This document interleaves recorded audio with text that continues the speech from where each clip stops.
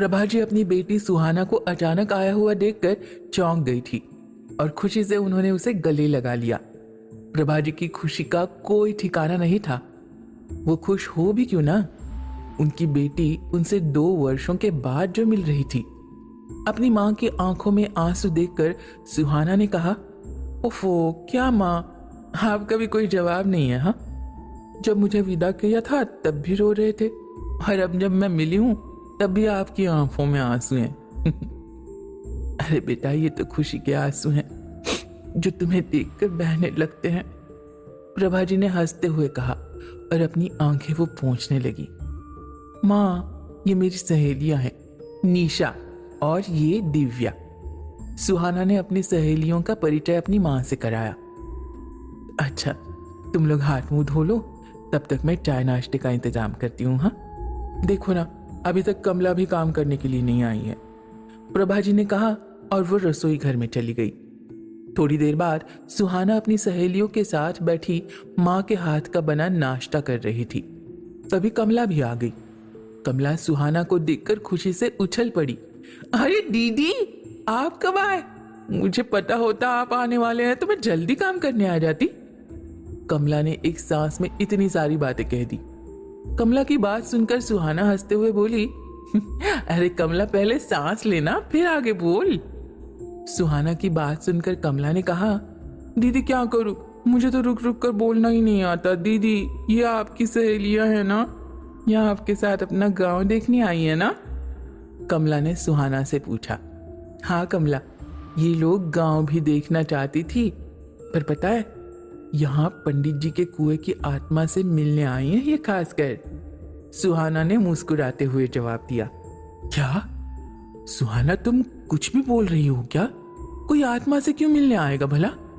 प्रभा जी ने झिड़कते हुए कहा। हाँ माँ, मैं सच कह रही हूँ, ये दोनों उस कुएं की आत्मा का रहस्य जानने के लिए मेरे साथ यहाँ आई हैं। ये दोनों आत्माओं के विषय में संशोधन कर रही हैं। दिव्या को जब पता चला कि हमारे गांव में भी एक ऐसा रहस्यमय कुआं है जिसमें आत्माओं का वास है, तो ये दोनों उस रहस्य के बारे में जानने के लिए मेरे साथ यहाँ आई है। सुहाना ने अपनी मां को बताया। दीदी, ये कौन सी पढ़ाई है जो आत्माओं के बारे में पढ़ाई जाती है? ये तो हम आज तक नहीं सुने। कमला ने हाथ नचाते हुए आश्चर्य व्यक्त किया।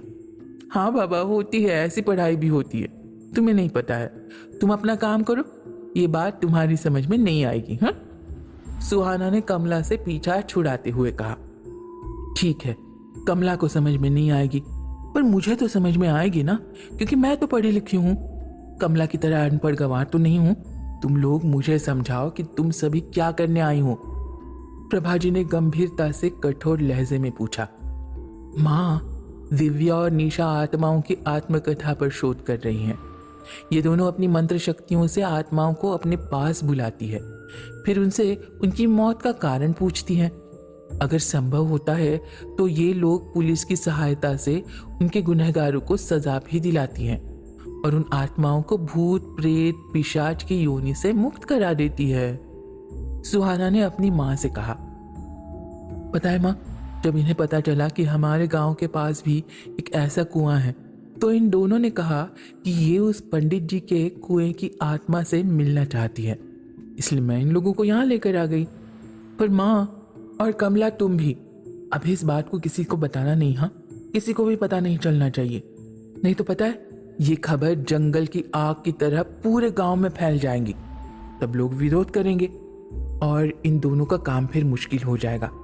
इसलिए आप दोनों से हाथ जोड़कर विनती है बाबा कि ये बात जब तक हम लोग नहीं कहें, आप दोनों किसी को नहीं बताएंगे, ठीक है ना? सुहाना ने समझाते हुए कहा।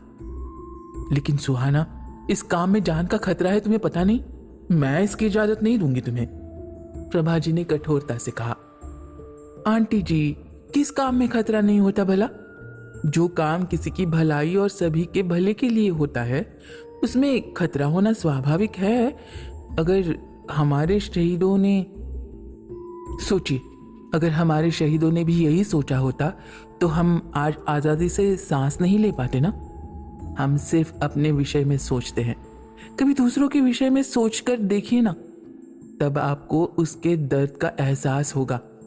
मैं उन आत्माओं को अपने पास बुलाकर उनसे उनकी आत्मकथा सुनती हूँ। अगर उनके साथ कोई अन्याय हुआ है और मैं उनमें कोई मदद कर पाऊँ तो मैं ज़रूर करती हूँ।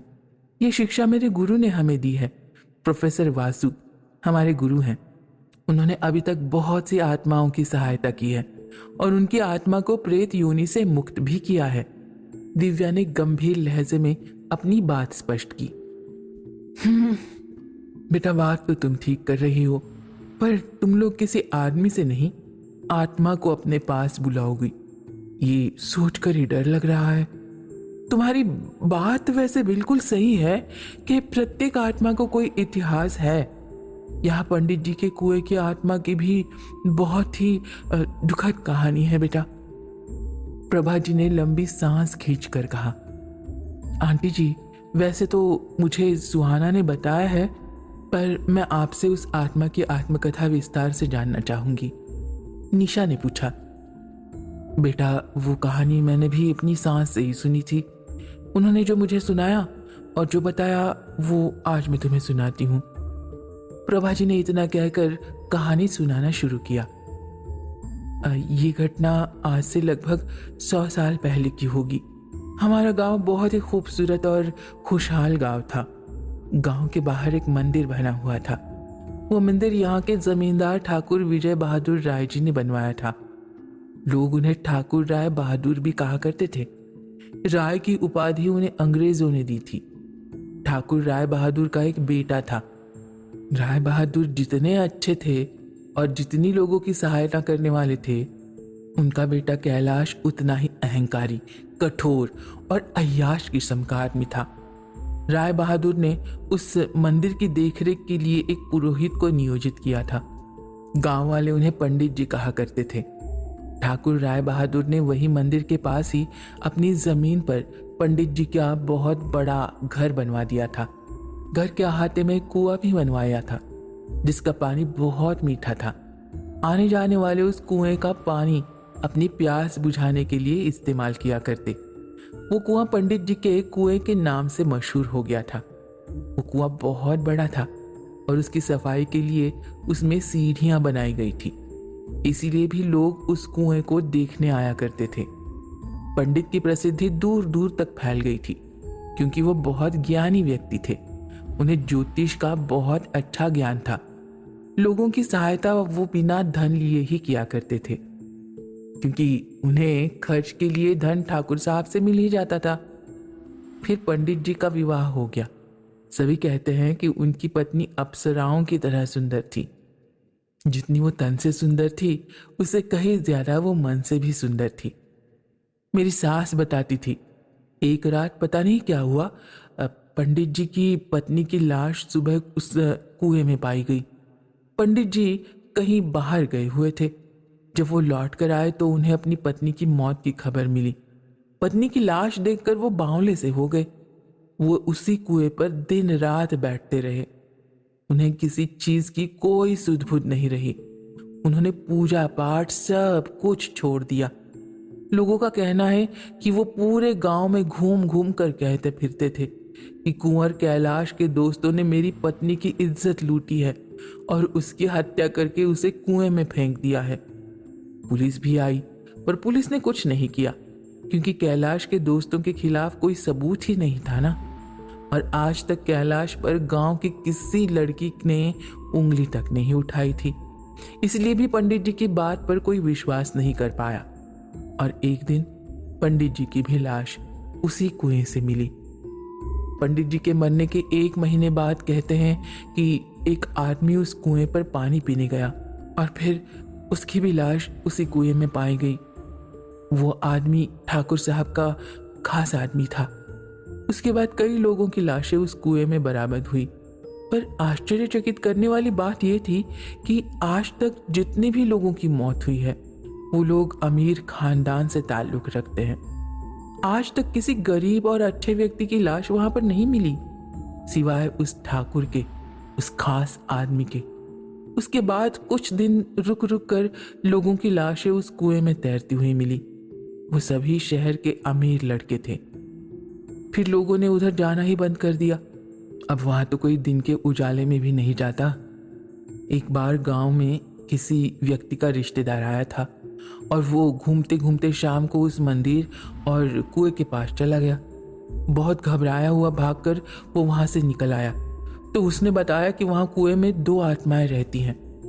उसने ये भी बताया कि जब वो कुएं की जगत पर बैठा था तो पीछे से 2 हाथों ने उसकी गर्दन पकड़ ली और उसे नीचे खींच लिया।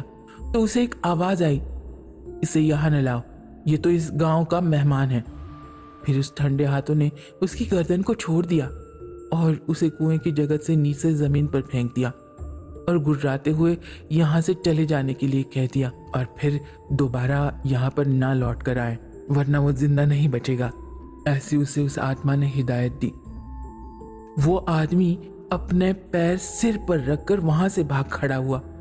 घर आकर वो डर के कारण बीमार पड़ गया। लोग कहते हैं बड़ी मुश्किल से तांत्रिक ने उसकी जान बचाई थी। तब से उधर कोई भी नहीं जाता। गांव में दूसरा मंदिर बनवाया है, लोग वहां जाकर पूजा करते हैं। प्रभा ने उसे कुएं की आत्मा की कहानी सुनाई। प्रभा के मुंह से आत्मा की कहानी सुनकर निशा और दिव्या कुछ सोचने लगी, परंतु अभी उस कुएं की आत्मा का रहस्य पता लगाना बाकी था। निशा और दिव्या ने सुहाना से कहा कि वो लोग जब अंधेरा घिराएगा तो वो दोनों उस कुएं के पास जाएगी। उसी समय सुहाना के पापा वहां आ गए। पहले उन्होंने वहां जाने के लिए मना कर दिया, पर दिव्या का तर्क सुनकर उन्हें जाने की इजाजत इस शर्त पर दी कि वो भी उनके साथ चलेंगे। निशा और दिव्या मान गई। तब सुहाना ने कहा कि वो भी चलेगी। तब उसकी माँ ने मना कर दिया, पर सुहाना नहीं मानी। कमला ने कहा कि वो भी चलेगी क्योंकि उसके जाने के बाद में गांव वालों को समझाना आसान हो जाएगा कि इस कुएं से आत्माएं चली गई हैं। कमला की बात सुनकर दिव्या ने कहा ठीक है, क्योंकि बाद में गांव वालों को समझाना भी आवश्यक होगा ही ना। सब ने मिलकर सब तैयारी कर ली। दिव्या ने मोमबत्ती और आत्माओं को अपने पास बुलाने वाले कुछ रंग बिरंगी रोशनी और पतंग और डोर भी लिए। निशा ने पक्षियों को फंसाने वाले जाल को भी अपने साथ ले लिया। खाना खाने के बाद सभी लोग रात को लगभग 9 बजे घर से निकल गए। सर्दियां होने के कारण गांव के ज्यादातर लोग अपने घरों में ही होते थे। दिसंबर महीने का पहला सप्ताह था जब ये लोग लोगों से छुपते छुपाते उस मंदिर के पास पहुंचे तो निशा और दिव्या को वहां आत्माओं का आभास हुआ, क्योंकि उन्होंने अपने गुरु से उन शक्तियों को जानने की विद्या सीख ली थी। सभी लोग हनुमान चालीसा पढ़ते हुए बढ़ रहे थे। कुछ देर बाद सभी उस मंदिर से होते हुए पंडित जी के कुएं की तरफ बढ़ने लगे। अभी कुआं कुछ दूरी पर था कि वहां पर चमगादड़ का एक झुंड भयानक आवाजें निकालते हुए सभी पर झपटने लगा। निशा ने चिल्लाकर कहा, बैठ जाओ सब लोग। सब वहीं बैठ गए। सभी चमगादड़ उनके ऊपर से निकलते हुए चले गए। निशा आगे चल रही थी, बीच में बाकी के लोग और फिर पीछे दिव्या चल रही थी। वो लोग कुएं के पास जैसे ही पहुंचे, कमला जोर से चिल्लाई क्योंकि एक बहुत से लंबे हाथ ने उसे पकड़ रखा था और हवा में उछाल दिया। वो लंबा हाथ कुएं से बाहर आया था। कमला हवा में उल्टी लटकी हुई थी। उसकी हालत देखकर सुहाना रोने लगी। चुप करो सुहाना, अगर हम कमजोर पड़ गए तो हमारा यहाँ से जाना संभव नहीं हो पाएगा। फिर सुबह हमारी सबकी लाशें यहाँ पर कुएं में तैरती हुई मिलेगी। समझ रही हो बात को? निशा ने गुस्से में कहा। सुहाना ने अपने मुंह पर हाथ रख लिया। निशा ने कुएं के पास जाल बिछाया, उस पर पतंग और डोर रख दिया और वहां मोमबत्तियां जलाने लगी। तभी सुहाना की गर्दन को एक हाथ ने पकड़ लिया और उसे हवा में उड़ा दिया। सब ने देखा कि सुहाना ऊपर गोल गोल तेजी से घूमने लगी। मोमबत्तियां ऊपर उड़ने लगी, पर दिव्या ने मंत्रों को पढ़ना शुरू कर दिया। निशा मोमबत्ती जलाने लगी, तभी कमला और सुहाना जमीन की ओर तेजी से आने लगी। उन्हें लगा कि अब उनकी मौत निश्चित है, क्योंकि इतने ऊपर से गिरने के बाद तो मौत तो तय है। पर तभी जाल अपने आप ऊपर उठा। कमला और सुहाना उसमें आ गई। दिव्या ने मंत्रों का उच्चारण तेज कर दिया। देखते ही देखते जाल धीरे धीरे जमीन पर आ गया। तभी बहुत तेज सी हवाएं बहने लगी और किसी व्यक्ति की गुर्राहट सुनाई दी। तुम लोग कौन हो और हमें अपने पास क्यों बुला रही हो? चले जाओ यहां से, नहीं तो हम तुम्हें मार डालेंगे। कुएं से आवाज गूंजने लगी। तुम जो कोई भी हो, कुएं से बाहर निकल आओ, नहीं तो उसी कुएं में तुम्हें जलाकर भस्म कर दूंगी। तुमने हमारी शक्तियों को समझ लिया होगा, तुम हमारे साथियों को कोई नुकसान नहीं पहुंचा सकोगे, निशा ने उस आत्मा से कहा। तभी कुएं से 2 आग के गोले बाहर आ गए। फिर देखते ही देखते वो आग के गोले धुएं में बदलने लगे। थोड़ी देर बाद वहां पर 2 भयानक चेहरे वाली आत्माएं दिखाई पड़ी। उसमें से एक औरत की थी और दूसरी पुरुष की थी। औरत के पूरे चेहरे पर नाखूनों के निशान बने थे, उनमें से खून बह रहा था। उसके वस्त्र फट चुके थे, सामने वक्षस्थल का हिस्सा लहूलुहान हो चुका था, बाल बिखरे हुए थे और आदमी के वस्त्र भी चीथड़े चीथड़े हो चुके थे। उसके बाल और दाढ़ी बढ़ी हुई थी, शरीर पर कोड़ों के निशान थे। तभी औरत वाली आत्मा ने निशा की गर्दन पकड़ ली और भयानक अट्टहास करती हुई वो बोली, तू मुझे यहां से मुक्त कराने आई है? तू ऐसा नहीं कर पाएगी, यहां से चली जा, नहीं तो मैं तेरी सहेली को जिंदा नहीं छोड़ूंगी, उस आत्मा ने दिव्या से कहा। तभी पुरुष आकृति ने सुहाना के पापा की गर्दन को दबोच लिया और उसके चेहरे पर थप्पड़ों की बौछार करना शुरू कर दिया। सुहाना के पापा के मुंह से खून निकलना शुरू हुआ। सुहाना अपने पापा की हालत देखकर रोने लगी। दिव्या कुछ नहीं बोली, वो बस मंत्रोच्चारण करती जा रही थी। तभी पुरुष आकृति चिल्लाने लगी, नहीं, मुझे नहीं जलाओ, मुझे छोड़ दो, मुझे छोड़ दो। उसने सुहाना के पापा को छोड़ दिया। सभी ने देखा कि पुरुष आत्मा के शरीर में आग लग चुकी थी और वो चिल्ला रहा था। तभी औरत की आत्मा ने निशा को छोड़ दिया और हाथ जोड़कर वो विनती करने लगी, नहीं, मेरे पति को छोड़ दो, हम आप लोगों को भी छोड़ देंगे, हम आपकी सारी बातें मान लेंगे, छोड़ दो। ठीक है, हम तुम्हारे पति को छोड़ देते हैं। हम तुम लोगों से जो कुछ पूछेंगे उसका सच सच जवाब देना, दिव्या ने कठोरता से पूछा। दिव्या ने मंत्रों का उच्चारण अब बंद कर दिया। फिर उसने पूछा, तुम दोनों यहां आने वाले निर्दोष व्यक्तियों की हत्या क्यों करते हो? निशा ने कठोरता से पूछा। हमने जिन्हें मारा है वो निर्दोष नहीं है, वैशी दरिंदे हैं। उन्होंने मेरे शरीर को गंदा कर दिया था, मेरे शरीर को देखो देखो, उन दरिंदों ने मेरी क्या हालत की है। औरत की भयानक दिखने वाली आत्मा जोर जोर से चिल्लाई, तुम्हारे साथ क्या हुआ था? किसने ये तुम्हारा हाल किया? हमें बताओ, हम लोग तुम्हारी मदद करने के लिए तैयार है, दिव्या ने कहा। ठीक है, मैं अपनी दर्द भरी दास्तां सुनाऊंगी। उस दिन मेरे पति अपनी बहन के घर गए हुए थे। रात को कुंवर कैलाश अपने 4 दोस्तों को लेकर यहां आया।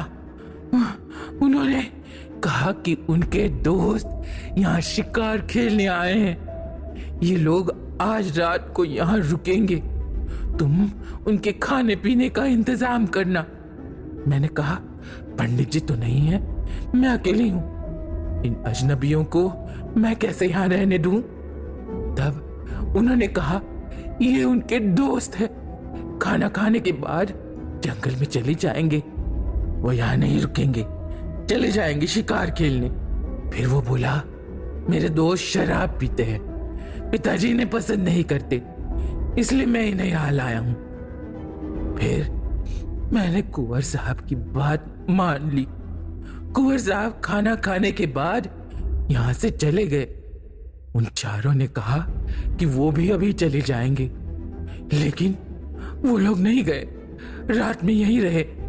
मैं डरी थी, मैंने अंदर से अपने कमरे का दरवाजा बंद कर लिया और मैं सोने की कोशिश कर रही थी, पर रात को उन लोगों ने बंदूक से दरवाजे की कुंडी को तोड़ दिया। उसके बाद उन चारों दरिंदों ने रात भर मेरे शरीर को नोच लिया, जैसे मैं कोई जिंदा नहीं मुर्दा इंसान हूं। सुबह होने से पहले वो दरिंदे चले गए। मैं अपने पति के लायक नहीं थी, इसलिए मैंने इस कुएं में कूदकर अपनी जान दे दी। आप लोगों को पता नहीं है मेरे पति की मौत कैसे हुई। उन्होंने आत्महत्या नहीं की, उन्हीं दरिंदों ने उन्हें इस कुएं में धक्का दे दिया।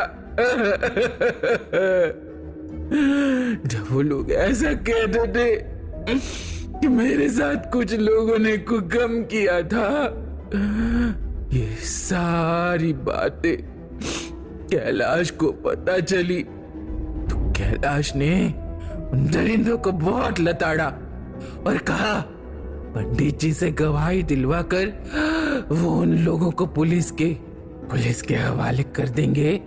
तो मेरे पति के पास मेरी चिट्ठी थी जो इन्हें बाद में मिली। जब इनकी मनोदशा ज्यादा खराब हो गई, इन्होंने कैलाश से कहा कि उनके पास सबूत के तौर पर वो चिट्ठी है। जब उन लोगों को इस बात का पता चला तो उन दरिंदों ने इन्हें इसी कुएं में धकेल दिया।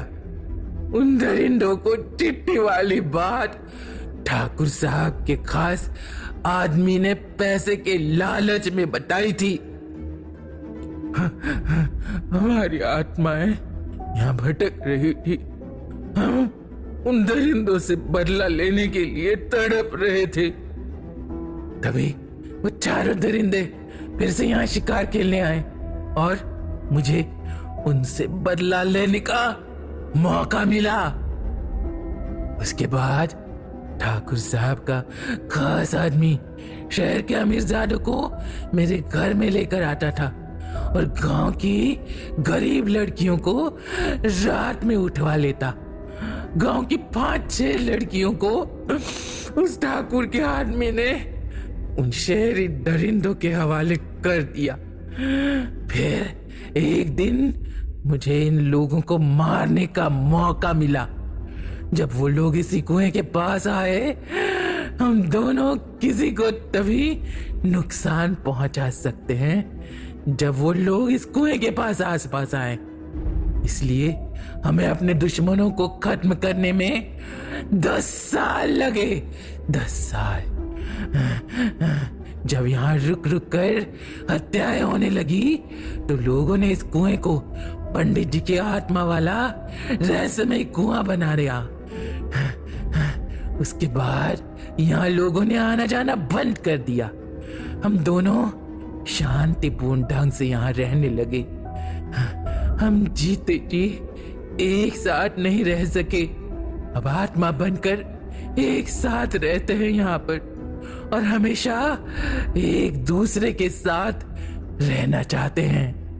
पंडित जी की पत्नी की आत्मा ने अपनी मार्मिक कहानी सुनाई। देखो, हम सभी अब सब जान चुके हैं तुम्हारे साथ जो अन्याय हुआ था और तुमने अपना बदला भी कैसे लिया है। अब आप दोनों इस प्रेत योनि से मुक्ति क्यों नहीं चाहते? आप दोनों एक दूसरे से इतना प्यार करते हैं। हो सकता है आप अगर प्रेत योनि से मुक्त हो जाओ तो आपको पुनः मनुष्य जीवन मिल पाएगा और फिर से एक दूसरे के साथ आप प्यार से रह पाओगे। लेकिन ये तभी संभव हो पाएगा जब आप दोनों इस प्रेत योनि से मुक्त हो जाओगे, क्योंकि जब तक आप लोगों की आत्मा को मुक्ति नहीं मिलेगी तब तक आप लोगों को मनुष्य जीवन नहीं मिल पाएगा। दिव्या ने उन दोनों आत्माओं को समझाया। तब दोनों आत्माओं ने दिव्या से स्वयं को मुक्त करने के लिए कहा। तब दिव्या और निशा ने उन दोनों पर अभिमंत्रित पानी छिड़कना प्रारंभ किया। उन दोनों का शरीर आग की ज्वाला से घिर गया। उन दोनों का शरीर अब जलने लग गया था। वो दोनों आग की जलन के कारण छटपटाने लगे। उनके मुंह से दर्दनाक चीखें निकलने लगी। उनकी चीखों को सुनकर वहां खड़े सभी के कलेजे फट रहे थे। कुछ देर चीखों की आवाजें आती रही। उन दोनों आत्माओं का शरीर पूरी तरह जलकर राख बन गया था और फिर उन राख से दो दीपक की लौ निकली। उन लौ से आवाज निकली कि अब हम दोनों आप लोगों का धन्यवाद करते हैं कि आप सभी ने हमें इस प्रेत योनि से मुक्त कर दिया। और वो लौ आसमान की ओर चल दी। सभी के चेहरों पर सुकून और शांति दिखाई देने लगी। सुबह यह खबर पूरे गांव में आग की तरह कमला ने फैला दी कि पंडित जी का कुआं उनकी आत्माओं से मुक्त हो चुका है। वहां अब कोई आत्मा नहीं है। उस कुएं का मीठा पानी अब पुनः सभी को पीने के लिए मिल जाएगा। यह खबर सुनकर गांव वाले भी खुशी से झूम उठे, क्योंकि उन्हें भी आत्माओं के साए से मुक्ति मिल चुकी थी।